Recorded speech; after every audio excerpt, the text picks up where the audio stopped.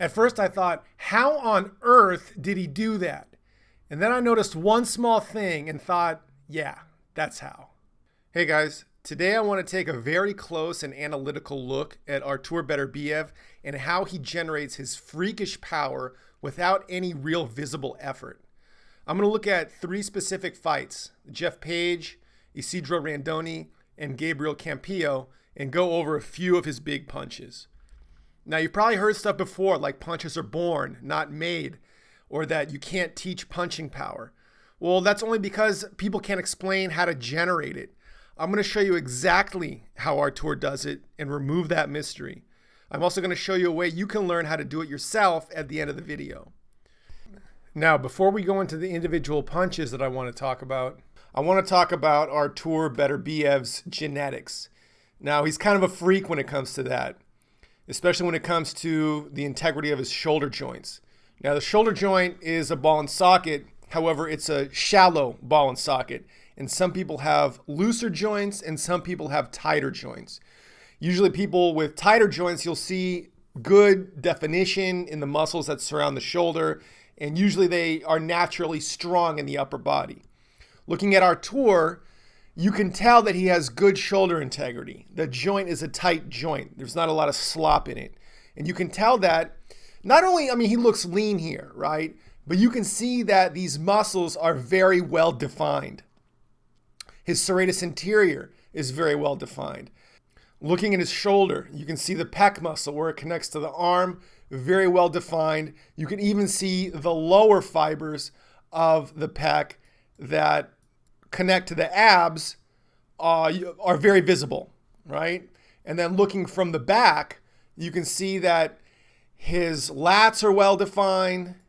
You can see the muscles in the back of the shoulder are well defined. His shoulder girdle from the back, you can see very well. It's well defined. And they're always having some tension. Even resting muscle tension is also a hallmark of good shoulder integrity.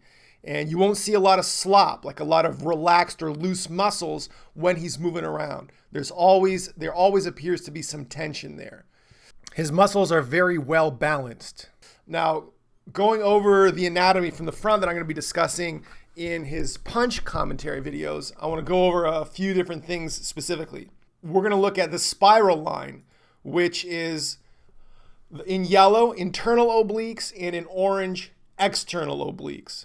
Now, when you power the hips into rotation, and you can see his left hip is going back, his right hip is going forward, it stretches these muscles slightly. The hips rotate, and the torso lags behind just by a fraction of a second. It's going to stretch these muscles. Now, when a muscle is stretched, it has loaded elastic muscle energy. It can contract based on that stretch. You know how some people might bounce a barbell off their chest to get a little bit more of that stretch and explosive power off of the chest? Same idea. When you create stretch here, just like when you might dip down slightly to jump, you're stretching the muscles in your hips and your legs in order for them to contract off that stretch. So if these are getting stretched, it can create more emphatic of a rotation and more explosive of a rotation for the torso. So when I talk about the punch, there's the load phase, which is a slight lowering of your center of gravity. Explode phase, where your hips are driven into rotation, which creates torque, which is what I'm talking about, where the hips rotate and the torso stands still, right? And then the torso can clamp down on those stretched muscles and start rotating itself. Now, when that happens, there is this front functional line, which connects the abs to the pelvis to the chest, which then links up with the arm lines, which go into the arms. So your hips have rotated, creating torque, which is then powers your torso into rotation with the spiral line. Once your torso is rotating, Artur's arms slightly lag behind. That's creating stretch in the cross-body kinetic chains here, the shoulder lines, the arm lines, lagging behind and then creating tension between the arm all the way to the pelvis, because all these muscles are being used simultaneously, right? With that rotation, the arm lags behind, it creates tension in this arm line, which is connected to the rest of the entire torso. With the spiral line, it goes up into the shoulder. The external oblique connects with the serratus anterior and goes into the shoulder blade. With the front functional line, it goes from the pelvis into the pec. And then with the arm line, superficial arm line and the deep arm line, it connects your pec to the rest of your arm. So all of this is connected. Your fist is connected to the pelvis. As you're rotating, it holds that tension, and then the arm line will accelerate after the torso ends, right, to maintain that tension. So effectively, he's landing with his entire body. And of course, all these chains that go into the hips connect to the chains that are in the lower body. So he pushes off the ground, forces his hips into rotation. The torso starts rotating, creates tension in all these chains, and it culminates with a big impact landing and follow through. And you'll see that his weight has gone forward. He's leaning a little bit forward with his torso, supporting that impact. Now, this all being said, you're not going to create the type of power that Artur does with the linear style punches you see trainers teach and you see people teach on YouTube. Okay, this pivoting robotic linear style, whether you're pivoting with the hook, pivoting with the right hand, you're not going to create stretch. You're not going to create torque and acceleration and use these kinetic chains. You're just not. I'm going to show you how Artur does it. And then in the end, I'm going to show you how you can do it as well. So I hope that makes sense to you. First, I want to look at this punch against Jeff Page. A gentleman in my comments was interested in this punch because it shows Beterbiev land a massive punch while his weight is already forward. Now, inevitably, his body is forward, but there is some weight on his back foot that he can push off from. And so I want to go through this right now. You're going to see at first, see that rotation in the pelvis? It's a rotation in the pelvis relative to the torso. So the torso is staying somewhat stationary and the pelvis is moving relative to the torso. And you can see also a little push off here, right there. So you'll see just before this, his weight comes down, right, on his back foot right here, and then to his front foot. And then he's going to push off of his back foot, pushing his pelvis into rotation for a couple frames, and then the torso follows. So when he's rotating his pelvis like that relative to his torso, it's stretching the spiral line that I mentioned before. Stretching the spiral line, and it's also creating tension in his front functional line, which is the right pec to the abs to his pelvis and to his left leg. Now, you'll also see his arm coming back a little bit. When that happens, he's allowing the chain between his arm and his chest, the superficial front arm line, and there's also a deep line in there, to stretch. Now remember, when those muscles stretch, they can contract from that stretch. It loads elastic muscle energy into the muscle that it can then contract from. And now the tension is carried as he's turning his body away from his arm. The tension is carried between his arm and his torso. And then there's an acceleration. So everything moves faster. And there's a big movement here in his torso and in his arm. And then an impact. Now, when he's landing, that tension is being carried through his arm all the way into his lower body. It's all connected. And that forward body posture puts more weight behind the punch and a stable foundation from which he's landing. And notice his arm is moving in an arc. Right? You see that? That's how he's able to maintain tension in the arm. If it went straight, it would run out of steam. By bringing it down, as his body is moving downwards, he's keeping that tension in those chains, right? After his body's done turning, it's not creating tension between the arm and the torso anymore. When it's turning, the arm has to move with the torso. That tension is being maintained. When it ends, he has to bring that arm down in order to maintain tension in that line, in that kinetic chain. So he's landing with the full weight behind his body, following through with all of that weight, and then that's it. So go over it again. He's moving forward right here. His weight comes down on his back foot and right there on his front foot.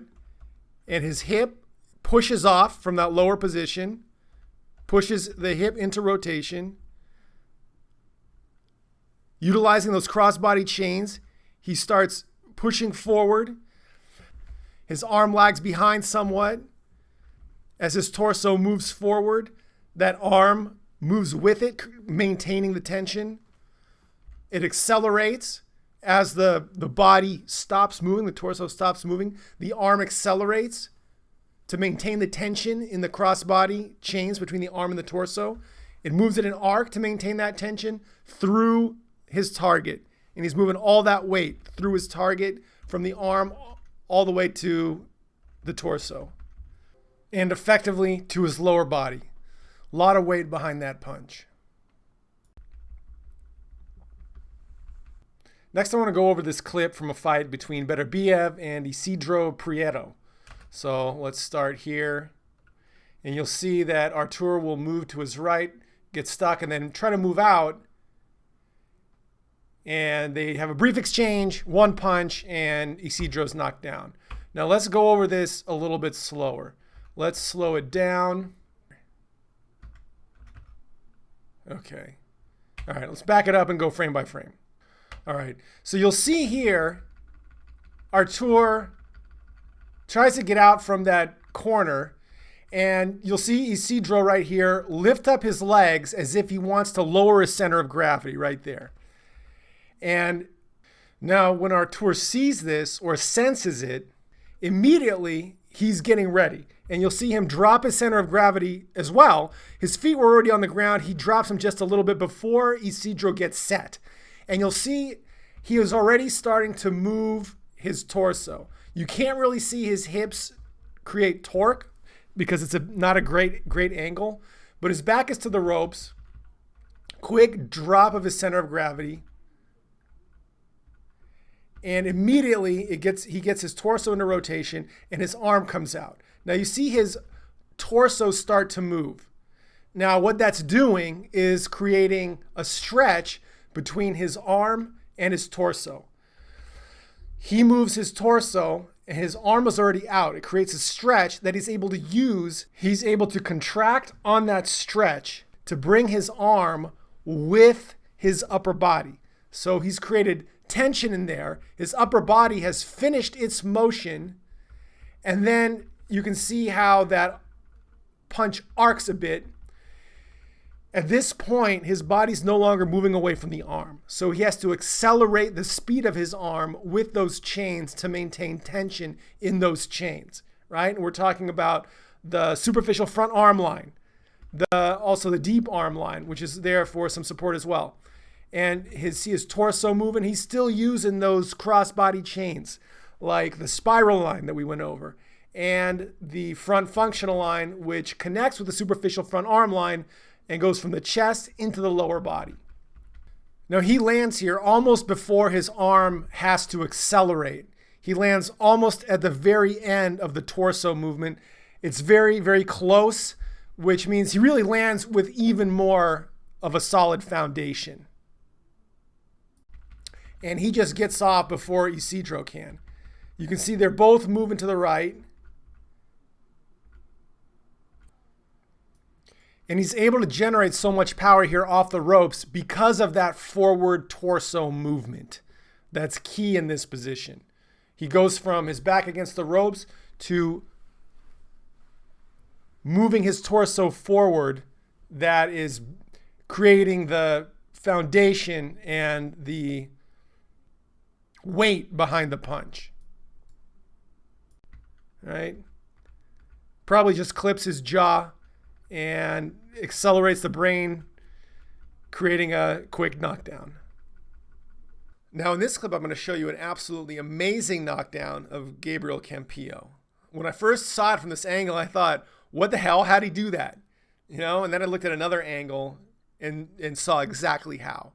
So from this angle, it's hard to see. His hip does a weird upward move, like very quickly, and it looks like his arm shoots in a straight line. However, when you look at it from this angle, it makes a lot of sense. I'll play it in slow motion here so you can see it. So right here, you can see him start to create torque. Look at his upper body. It's largely stationary while his hips are beginning to rotate.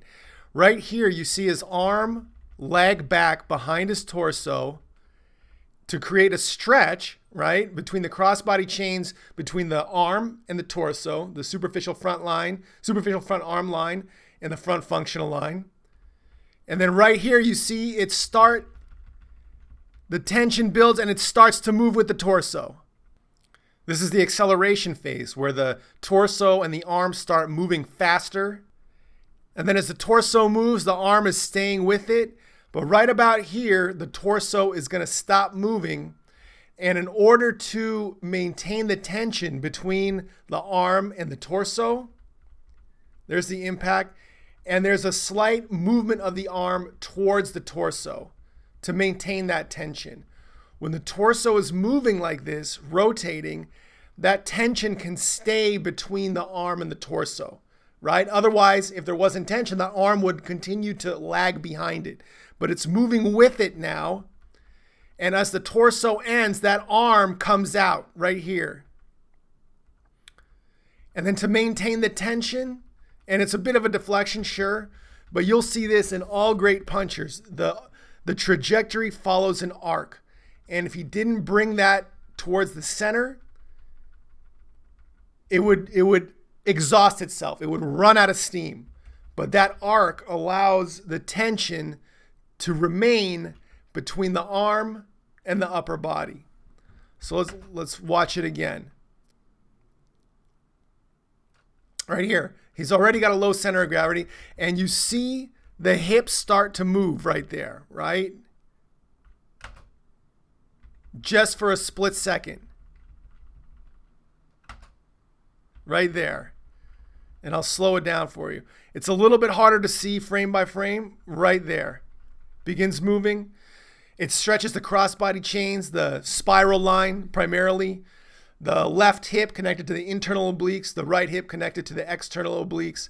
And that goes up into his right shoulder through the serratus anterior. Gets those crossbody chains moving. The arm lags behind a little bit. Right here, it starts moving with the torso. As the torso moves away, the tension remains between the arm and the torso.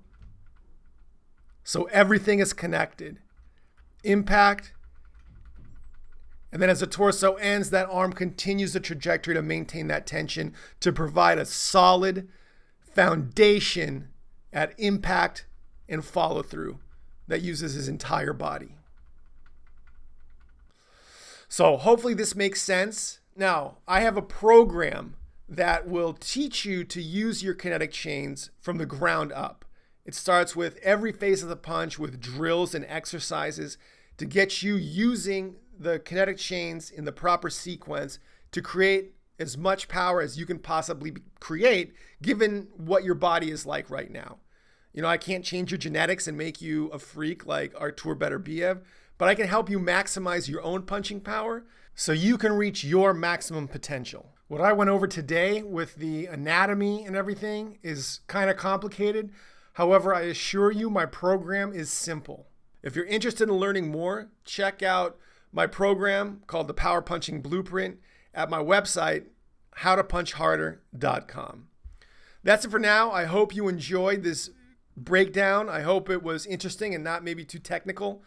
However, like and subscribe, and I'll see you in the next video. Thanks a lot. Bye.